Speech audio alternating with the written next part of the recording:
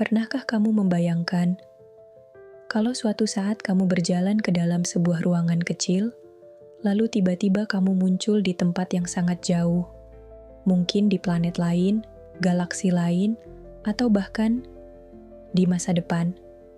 Bukan sulap, bukan sihir.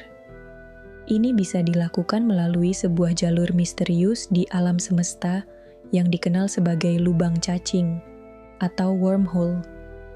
Tapi, apakah lubang cacing itu nyata? Atau hanya cerita fiksi ilmiah? Lubang cacing, dalam istilah ilmiah, adalah solusi teoritis dalam fisika yang menghubungkan dua titik berbeda di ruang dan waktu melalui terowongan atau jembatan. Secara sederhana, bayangkan kamu punya selembar kertas. Kamu tandai titik A dan titik B. Lalu kamu lipat kertas itu sehingga kedua titik bersentuhan. Saat kamu melubangi kertas tepat di titik itu, kamu telah membuat sebuah jalan pintas. Inilah konsep dasar dari lubang cacing. Jalan pintas antar titik di alam semesta.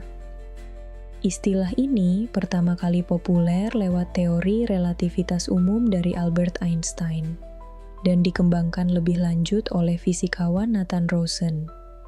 Karena itu, lubang cacing juga dikenal sebagai jembatan Einstein-Rosen. Secara teori, lubang cacing terdiri dari dua mulut yang terhubung oleh sebuah leher. Mulut pertama berada di satu lokasi ruang waktu, dan mulut lainnya bisa berada di tempat yang sangat jauh, bahkan di waktu yang berbeda. Jika kita bisa memasuki mulut pertama, kita bisa langsung keluar melalui mulut kedua, tanpa harus melewati jarak normal antar keduanya. Tapi, ini semua masih di atas kertas. Masalahnya adalah, lubang cacing yang stabil memerlukan materi eksotis, materi yang memiliki energi negatif, sesuatu yang belum pernah benar-benar kita temukan. Nah, disinilah muncul teori dari fisikawan Kip Thorne, yang mencoba mencari cara agar lubang cacing bisa traversable, alias bisa dilewati manusia tanpa hancur. Menurutnya, jika kita bisa menstabilkan lubang cacing menggunakan materi eksotis, maka lubang itu tidak akan runtuh, dan kita bisa melewatinya dengan aman. Konsep ini sempat diangkat dalam film Interstellar 2014, yang menggunakan sains nyata sebagai dasar ceritanya. Dalam film itu, pesawat luar angkasa melewati lubang cacing untuk menjelajahi galaksi lain.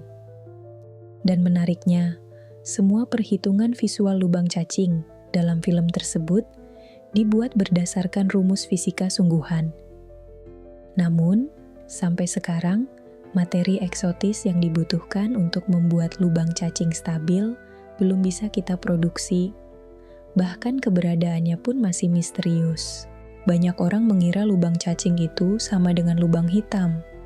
Padahal, mereka berbeda. Lubang hitam adalah daerah di ruang angkasa dengan gravitasi yang sangat kuat, hingga cahaya pun tidak bisa keluar darinya. Sementara lubang cacing, jika benar-benar ada, justru menjadi jalur keluar dan masuk, semacam terowongan antar galaksi. Menariknya, beberapa teori mengatakan lubang hitam bisa menjadi gerbang masuk ke lubang cacing, dan white hole sebagai gerbang keluarnya. Tapi sampai hari ini, white hole hanya ada dalam persamaan matematika. Belum pernah ditemukan secara nyata. Salah satu pertanyaan paling menggoda adalah, apakah lubang cacing bisa digunakan untuk perjalanan waktu? Jawabannya, mungkin.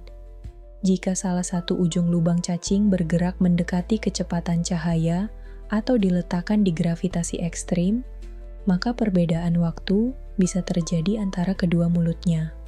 Artinya, seseorang bisa masuk dari satu sisi dan keluar di masa lalu atau masa depan.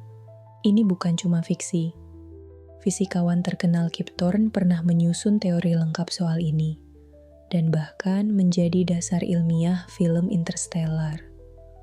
Namun lagi-lagi, secara teknis masih sangat jauh dari bisa diwujudkan. Lubang cacing punya satu kelemahan besar. Mereka sangat tidak stabil. Menurut perhitungan fisikawan, lubang cacing akan langsung runtuh begitu ada sesuatu, bahkan cahaya, mencoba masuk ke dalamnya. Solusinya, diperlukan materi dengan densitas energi negatif dalam jumlah besar. Sayangnya, materi seperti itu belum pernah kita temukan. Meskipun dalam skala kecil, fenomena semacam itu muncul di efek Casimir di laboratorium kuantum. Kalau suatu hari kita bisa menciptakan atau mengontrol materi eksotis, maka membuat lubang cacing mungkin jadi lebih dari sekadar mimpi. Sampai hari ini, belum ada bukti langsung bahwa lubang cacing benar-benar ada di alam semesta. Tapi, ada beberapa anomali dalam pengamatan astrofisika yang membuat para ilmuwan curiga. Beberapa data dari lensa gravitasi menunjukkan kemungkinan struktur ruang yang tak biasa. Namun semua itu masih bisa dijelaskan dengan teori konvensional. Namun begitu, tidak sedikit ilmuwan yang meyakini bahwa lubang cacing mungkin tersembunyi atau terlalu kecil untuk terdeteksi dengan teknologi kita saat ini. Bayangkan jika suatu hari kita bisa membuat atau menemukan lubang cacing yang stabil. Perjalanan antar planet bisa berlangsung dalam hitungan menit. Eksplorasi antar galaksi akan jadi mungkin dalam satu generasi. Bahkan, mungkin kita bisa mengunjungi masa depan umat manusia atau memperbaiki kesalahan di masa lalu. Tapi, seperti halnya penemuan besar lain dalam sejarah, teknologi lubang cacing juga menyimpan risiko besar. Salah pengelolaan bisa menyebabkan kehancuran atau manipulasi waktu yang mengacaukan sejarah. Bayangkan kamu bisa kembali ke masa lalu dan mengubah satu keputusan besar. Apa kamu akan melakukannya?